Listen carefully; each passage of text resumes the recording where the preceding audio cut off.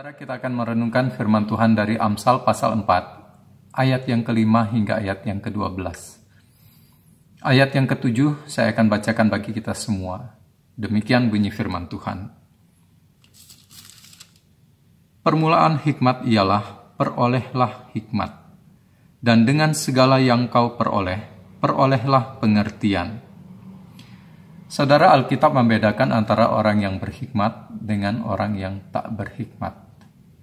Orang yang berhikmat dikatakan sebagai orang yang bijak atau orang yang berpengetahuan. Sedangkan orang yang tak berhikmat dikatakan sebagai orang yang bodoh atau orang yang bebal. Nah, apakah sebenarnya hikmat itu?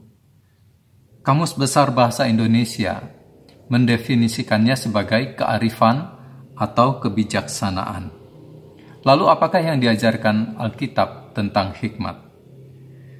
Alkitab mengajarkan bahwa hikmat merupakan permulaan dari segala pengetahuan, yaitu pengetahuan tentang takut akan Tuhan.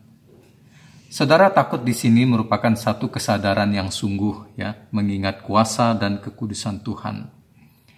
Jadi, rasa takut merupakan sesuatu hal yang baik yang harus ada di dalam diri kita, yang hanya ditujukan hanya kepada Tuhan.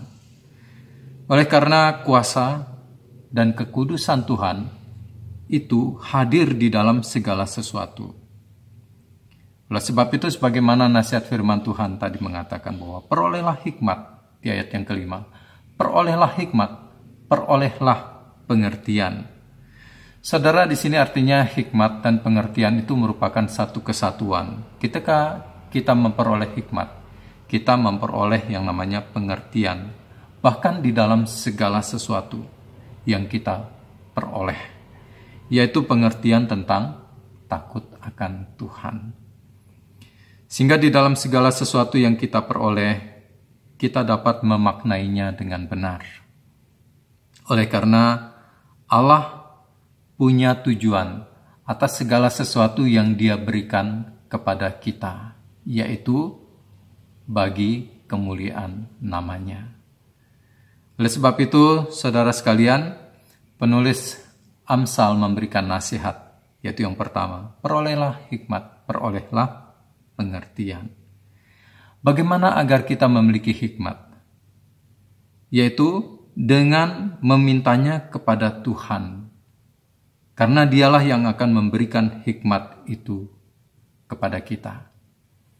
Perolehlah hikmat itu, yaitu dengan cara mencintai firman Tuhan, baca firman Tuhan, hidupi firman Tuhan dalam hidup kita sehari-hari. Lalu nasihat yang kedua, jangan tinggalkan hikmat. Jangan tinggalkan hikmat, karena hikmatlah, firmanlah yang akan memelihara hidup kita dalam kita menjalani hidup ini. Nasihat yang ketiga yaitu kasihilah hikmat. Kasihilah firman Tuhan itu. Saudara, Yesus Kristus adalah hikmat Allah yang telah menyatakan dirinya. Jadi mari saya mengajak kita, raihlah hikmat itu. Karena di dalamnya ada kekayaan akan pengenalan akan Tuhan. Mari kita hidup di dalam kasih-Nya. Kasih kepada firman Tuhan. Kasihlah Tuhan. Karena Dialah yang akan menjaga hidup kita. Menjaga hidupmu, keluar masukmu, dari sekarang sampai pada kekekalan. Yang terakhir, nasihat yang terakhir yaitu junjunglah hikmat itu, yaitu firman yang telah menjadi manusia itu. Junjunglah itu, dekaplah hikmat itu, maka engkau akan ditinggikannya. Mari kita memberitakan hikmat yang dari Allah itu, yaitu firman yang telah menjadi manusia. Beritakanlah itu kepada generasi kita, generasimu. Beritakanlah tentang perbuatannya, tentang kasih-Nya, tentang keadilan-Nya. Jadilah berkat bagi generasimu, selagi kesempatan masih ada.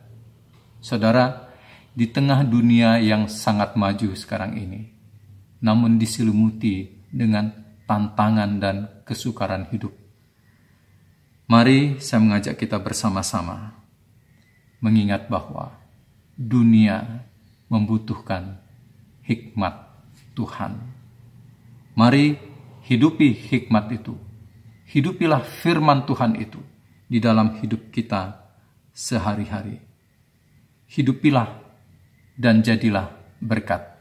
Tuhan Yesus memberkati. Ku ada sebagaimana ku ada,